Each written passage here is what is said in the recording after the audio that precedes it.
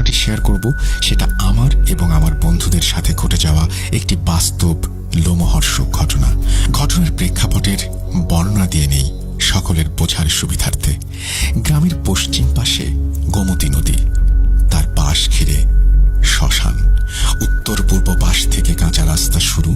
গ্রামের মানুষ যেই পথে শ্মশানীয় নদীতে যাতায়াত করেন, মিনিট চারেক পূর্ব দিক হাঁটলে যানবাহন চলাচলের রাস্তা।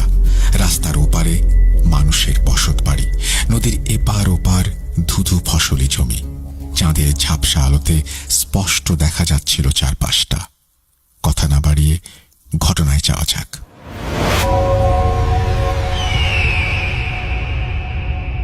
দিনটা ছিল 2018 সালের নভেম্বর মাসের কোনো একটি রাতের ঘটনা। গ্রামের পশ্চিমে নদীর পাড় ঘেঁষে একটি প্রকাণ্ড শ্মশান। লোকমুখে এই শ্মশান নিয়ে নানা রকমের ভৌতিক ঘটনা প্রায়ই শোনা যেত। অগণিত মানুষ শ্মশানের রাতের আঁধারে ভৌতিক ঘটনার সম্মুখীন হয়েছে।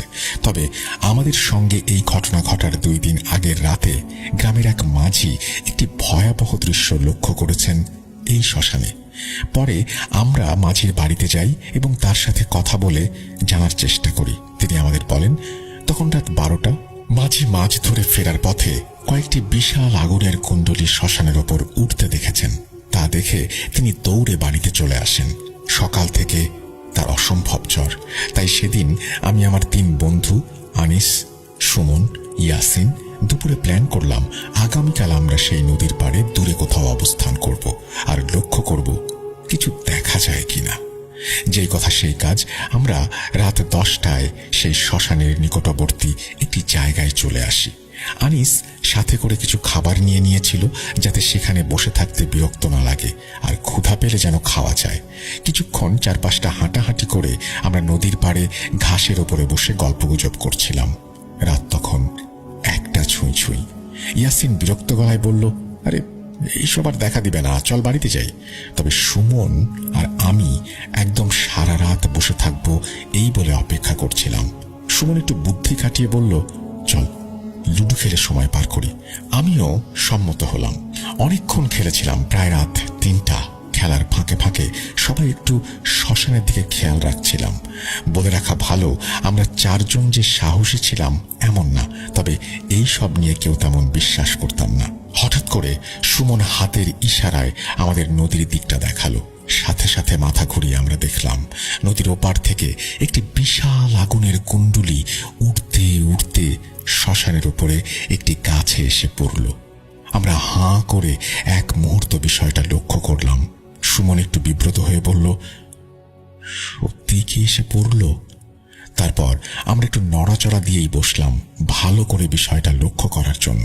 মিনিট 2 পর দেখলাম আগুনের কুণ্ডলী একটা নয়, 3টা একসাথে শ্মশানের বড় গাছগুলোর ওপর ঘুরছে।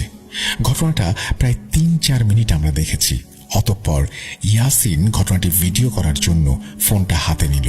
তখনই দেখলাম সেই আগুনের কুণ্ডলীগুলো মুহূর্তের মধ্যে অদৃশ্য হয়ে গেল। আমরা সবাই তখন শ্মশানের দিকে মুখ করে বসে কথা বলছিলাম। ইয়াসিন বলল, আমি শিওর আবার আসবে। আনিস সাথে সাথে বলে উঠল, চল বাড়িতে যাই, আমার ভালো লাগছে না। আমারও কিছুটা ভয় লাগছিল তখন, তবে ওদের বুঝতে দেয়নি। আসলে আমি ভাবিনি যে আসলে এসব দেখতে পারবো। কত রাত এভাবে বাইরে কাটিয়েছি, কিছুই দেখিনি।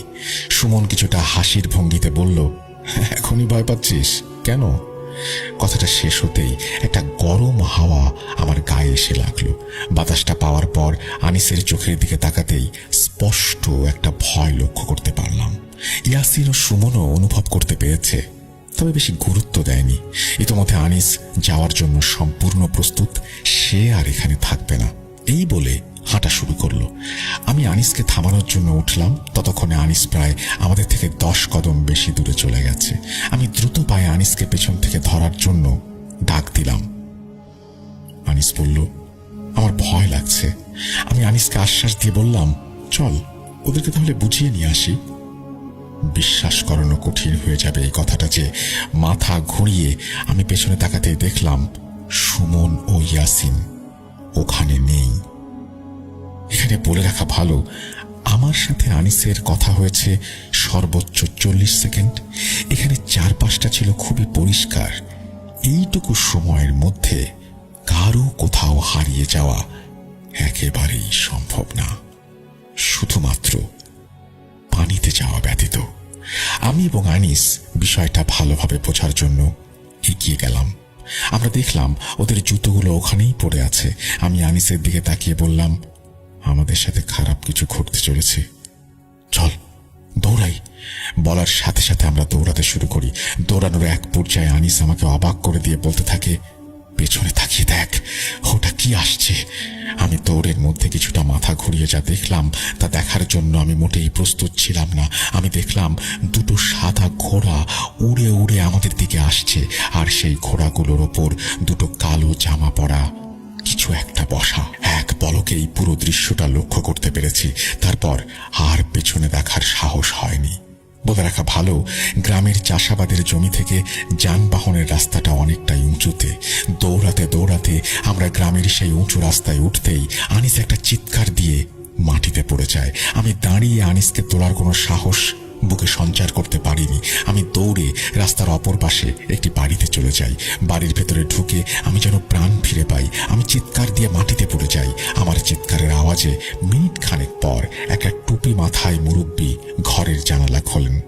আমি বাঁচাও বলে চিৎকার দিতেই মুরব্বীটা হাও মাও করে চিৎকার দিয়ে ঘরের দরজা খোলেন এবং আমার কাছে দৌড়ে আসেন। ওনাকে আমি দেখে ক্লান্ত গলায় বলি, আনিস রাস্তায় পড়ে গেছে। তারপর আমার আর কিছু মনে নেই। আমার জ্ঞান ফেরার পর আমি নিজেকে আবিষ্কার করি ওই মুরব্বীর বাড়িতে। আমার এক পাশে আনিস শুয়ে আছে। তখন আনিসের জ্ঞান ফেরেনি। হাতের বামে খেয়াল করে দেখলাম 5-6 জন মানুষ দাঁড়িয়ে আমাদের দেখছে, যেন আমাদের কখন জ্ঞান ফেরে সেই অপেক্ষায় তারা। আমি মুরব্বীর দিকে চোখ তুলে তাকাতেই মুরব্বী আমাকে জিজ্ঞেস করলেন, কোন দিক থেকে দৌড়ে এসেছো তোমরা? আমি হাত দিয়ে শ্মশানের দিকটা দেখালাম। মুরব্বীর মুখটা মলিন হয়ে গেল। তার চোখে একটা ভয়, তবে জিজ্ঞাসা করার মতো কোনো পর্যায়ে আমি তখন ছিলাম না কেন এই ভয়। আমার জ্ঞান ফেরার 2 ঘন্টা পর আনিসের জ্ঞান ফেরে। আমাদের বাবা মাকে ডেকে নিয়ে এসে আমাদের বাড়িতে পাঠানোর ব্যবস্থা করা হয়। আমার কাঁপুনি দিয়ে জ্বর আসে। অন্যদিকে আনিসের খুবই খারাপ অবস্থা। কিছুক্ষণ পর পর সে অজ্ঞান হয়ে যাচ্ছে।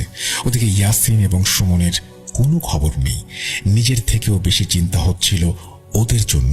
হঠাৎ করে আম্মুর মোবাইলে কল আসাতে আমার শরীর আঁতকে ওঠে। আম্মু ফোন ধরে শুনতে শুনতেই কলটা কেটে গেল। আম্মু আমাকে অবাক করে বললেন, ইয়াসিন ও সুমনের লাশ নদীতে ভেসে উঠেছে। এই কথা শুনতে পেয়ে আমি এক চিৎকার দিয়ে জ্ঞান হারাই। মসজিদের ইমাম এসে দোয়া পড়ে ফোঁ দিলেন। আমার জ্ঞান ফিরল। তারপর 3 দিন অক্লান্ত কম্পনের পর আমার জ্বর কমলে আমি আনিসকে দেখতে যাই। ওখানে যাওয়ার পর আনিসের সঙ্গে আমার অনেক কথা হয়েছে। পরে আমি তাকে জিজ্ঞাসা করেছিলাম রাস্তার উঁচু ঢালুতে অজ্ঞান হওয়ার কারণ। আনিস তখন বলে, আসলে আমি তখন কোথাও হোঁচট খেয়ে পড়িনি, কে যেন আমাকে পেছন থেকে ধাক্কা মেরেছিল। তখন আমি মাটিতে পড়ে পেছন ঘুরে তাকাতেই লক্ষ্য করলাম একটা বিভৎস অবয়ব আমার কিছুটা দূরে দাঁড়িয়ে। আমি যেন দৌড়ানোর কোনো শক্তি পাচ্ছিলাম না। আর আমি অবয়বের দিকে তাকিয়ে অবাক হয়ে দেখলাম অবয়বটা মাটি থেকে 2-3 হাত ওপরে ভাসছে। আমি নিচ থেকে ওপরে তাকাতেই দেখলাম অবিশ্বাস্য 2টি জ্বলন্ত আগুনের পলকহীন চোখ আমার দিকে তাকিয়ে আছে। আমি যেন ওই বিভৎস মুহূর্তটার সহ্য করতে পারছিলাম না। আমি দেখলাম অবয়বটা আমাকে ধরার জন্য কিছুটা নিচু হয়ে যাচ্ছে। আমি তখন ভয় জ্ঞান হারাই। আনিসের কথাগুলো শুনে আমি অবাক হয়ে ওর দিকে তাকিয়ে থাকি। ক্রমাগত আনিস আরো দুর্বল হতে শুরু করে। ওর চোখে অজানা এক ভয় স্পষ্ট ফুটে ওঠে। সেদিন আমি আনিসকে অভয় দিয়ে চলে আসি বাড়িতে। ধীরে ধীরে আনিসের খাওয়া বন্ধ হয়ে যায়। ঘুমোতে গেলে ঘুমোতে পারতো না। চিৎকার দিয়ে উঠে বসতো আর বলতো, ওই দেখো ওরা আসছে। অনেক কবিরাজ এসেছিল, তবে তারা ভয়ে আতঙ্কে পালিয়ে গিয়েছে।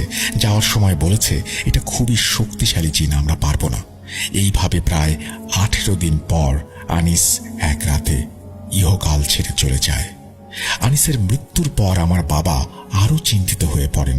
একজন বিখ্যাত আলেমকে বাড়িতে নিয়ে আসেন এবং আমার থেকে সম্পূর্ণ ঘটনা শোনার পর অনেকক্ষণ কি যেন ভাবছিলেন তিনি। মিনিট 5 পর তিনি বলতে শুরু করেন, তোমাকে ওরা মারতে চেয়েছিল ঠিকই, তবে তুমি পেছনে না তাকাতে তোমাকে ওই জিন কাবু করতে পারেনি। আর তোমার বন্ধু যে বিভৎস দৃশ্যটা দেখেছে, সে ভয়ে ঘুমাতে পারছিল না। আল্লাহ তোমার সহায়ক হয়েছেন। তবে ওরা খুবই খারাপ জিন, তোমাকে কখনো একা পেলে ক্ষতি করার চেষ্টা করবে। সবসময় নামাজ পড়বে, গভীর রাতে হাঁটাহাঁটি করবে না, আর আয়াতুল কুরসি পাঠ করে ঘুমাবে। আশা করি সমস্যা হবে না। এইভাবে চলে গেল 3টি প্রাণ। আজও সেই কালো রাতের কথা মনে এলে গায়ের লোমগুলো দাঁড়িয়ে যায়। যখনই মনে হয় দুটো ঘোড়া উড়ে উড়ে আমার দিকে আসছিল এবং সেই অবয়বগুলো যারা আমাদের তাড়া করছিল, এই দৃশ্য কোনোভাবেই ভোলার না। ওদের মৃত্যুর শোকে আজও আমার মনের অজান্তেই রাতের আঁধারে চোখের পানিতে বালিশ ভিজে যায়। আমি সেই বন্ধুদের সাথে ঘটে যাওয়া ঘটনাটা শেয়ার করলাম ভূত.com-এ। আমার জীবনের একটি অকাম্য ভৌতিক অধ্যায়। জানি অনেকেই বিশ্বাস করতে চাইবে না, তবু আমি বলতে চাই, বিপদ যার হয় সেই বোঝে।